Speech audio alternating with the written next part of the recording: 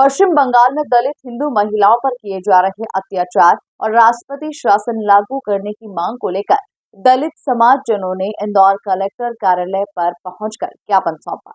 दरअसल पिछले दिनों दारुल उलूम देवबंद ने गजवाए हिंद को मान्यता देने वाला फतवा अपनी वेबसाइट के जरिए जारी किया था, जिसमें गजवाए हिंद को इस्लामिक नजरिए से वैध बताते हुए महिमा मंडित किया गया है।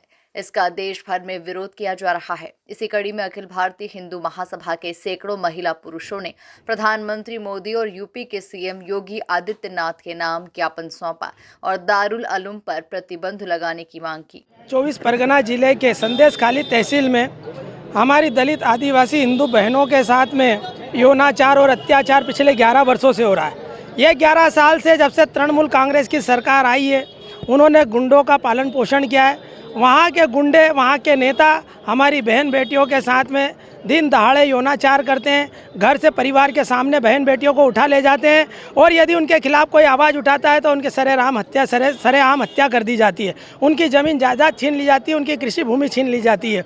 ऐसी स्थिति में वहाँ पर रहने वाले हमारा दलित आदिवासी और हिंदू समाज भय के वातावरण में जी रहा है। खौफ और भय का वातावरण है। पुलिस प्रशासन वहाँ पर सुनवाई नहीं कर रहा है। लॉ एंड ऑर्डर की धज्जियाँ उड़ा चुके हैं वे लोग। वहाँ पर गुंडों की सरकार हो रही है, वहाँ ममता की सरकार नहीं है। ममता तो त्याग की मूर्ति होना चाहिए।